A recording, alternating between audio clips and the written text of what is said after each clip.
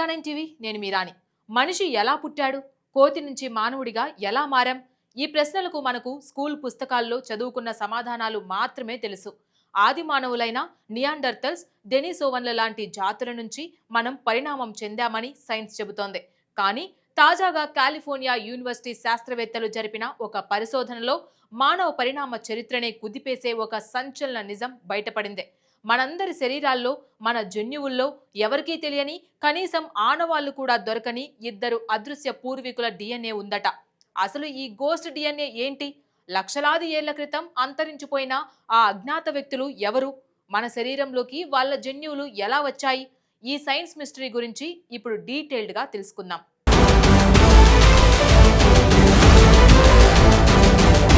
సాధారణంగా మనం ఏ జాతి నుంచి వచ్చామో తెలుసుకోవాలంటే పురాతన కాలం నాటి శిలాజాలను పరీక్షించి వాటిలోని డిఎన్ఏను మన డిఎన్ఏతో మ్యాచ్ చేసి చూస్తారు. కానీ బర్కిలీ యూనివర్సిటీ పరిశోధకులు శిలాజాలతో పని లేకుండా కేవలం ప్రస్తుతం బతికున్న మనుషుల జన్యువులను విశ్లేషించడానికి ట్రేస్ అనే ఒక సరికొత్త కంప్యూటర్ మోడల్ను వాడారు. దీన్ని బట్టి వాళ్ళకు తెలిసిందేంటంటే సుమారు 50,000 ఏళ్ల క్రితం ఆఫ్రికాలో ఆధునిక మానవులు ప్రపంచంలోని ఇతర ప్రాంతాలకు వలస వెళ్లడానికి ముందే అప్పటికే అంతరించిపోయిన ఒక గుర్తు తెలియని జాతితో కలిశారు. ఆ గుర్తు తెలియని జాతినే శాస్త్రవేత్తలు గోస్ట్ లైనేజ్ అని పిలుస్తున్నారు. ఈ గోస్ట్ జాతికి చెందిన 0.5% నుంచి 1% డిఎన్ఏ ప్రపంచంలో ఇప్పుడు బతుకుతున్న ప్రతి మనిషిలోనూ ఉందని ఈ పరిశోధన తేల్చి చెప్పింది. ఇది మనిషి చరిత్రకు కొత్త అధ్యాయాన్ని రాస్తుంది. ఈ పరిశోధన 2 విభిన్నమైన గోస్ట్ వంశాలు ఉన్నాయని తేల్చింది. వీటిలో ఒకటి గోస్ట్ పూర్వీకుల డిఎన్ఏ ఆధునిక మానవులందరిలోనూ ఆఫ్రికన్, నాన్ ఆఫ్రికన్ జనాభాలో సుమారు 0.5% నుండి 1% వరకు ఉన్నట్లు కనుగొనబడింది.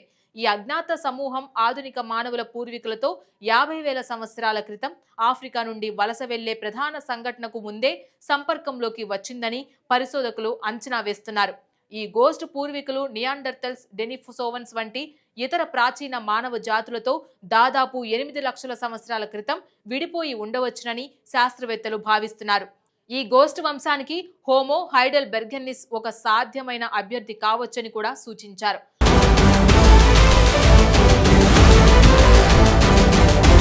ఒక గోస్ట్ డిఎన్ఏ దొరికిందనే షాక్ లో ఉండగానే పరిశోధకులకు మరొక మైండ్ బ్లాక్ అయ్యే నిజం తెలిసిందే.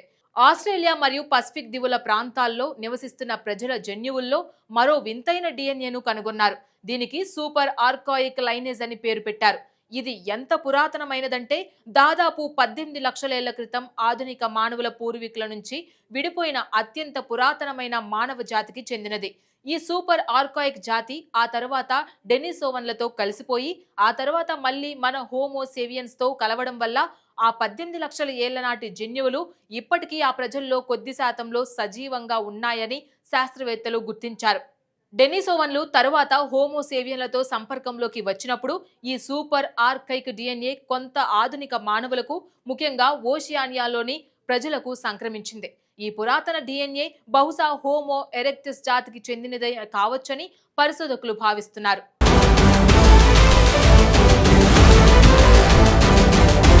ఇంతకీ ఈ దెయ్యాల డిఎన్ఏ మన శరీరంలో ఉండడం వల్ల ఏదైనా లాభం ఉందా?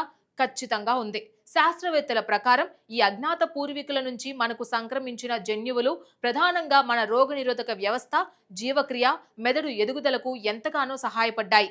ఉదాహరణకు మనం మాట్లాడే భాషను, వాక్కును నియంత్రించే FOXP2 అనే కీలకమైన జన్యువు ప్రాంతంలో ఈ గోస్ట్ డిఎన్ఏ ఆనవాళ్లు బలంగా కనిపించాయి.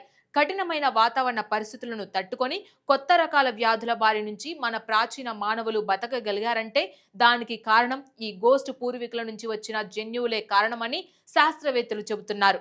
నిజానికి 2020లోనే శ్రీరామ్ శంకరరామన్, అరుణ్ దుర్వాసుల నేతృత్వంలోని UCLA శాస్త్రవేత్తలు పశ్చిమ ఆఫ్రికన్ జనాభాలో ఒక అజ్ఞాత ప్రాచీన మానవ జాతి డిఎన్ఏ ఉనికిని గణాంకాల ఆధారంగా గుర్తించారు. వారి అధ్యయనం ప్రకారం ఈ జనాభాలో 2% నుంచి 19% వరకు జన్యువులు ఒక గోస్ట్ వంశం నుండి వచ్చి ఉండవచ్చునని తేలింది. మానవ పరిణామం అనేది ఒకే చెట్టు కొమ్మలా నేరుగా పెరగలేదు. అదొక సంక్లిష్టమైన వలలాగా ఎన్నో అజ్ఞాత జాతుల కలయికతో ఏర్పడిందని ఈ ప్రయోగం నిరూపించింది. మనలో ఇప్పటికీ లక్షలాది ఏళ్ల నాటి అజ్ఞాత వ్యక్తుల లక్షణాలు ఉన్నాయంటే నిజంగా నమ్మశక్యం కాని విషయం. ఈ పరిశోధనలో రాను రాను ఇంకెన్ని అద్భుతాలు కళ్ళ ముందుకు వస్తాయో వేచి చూడాల్సిందే.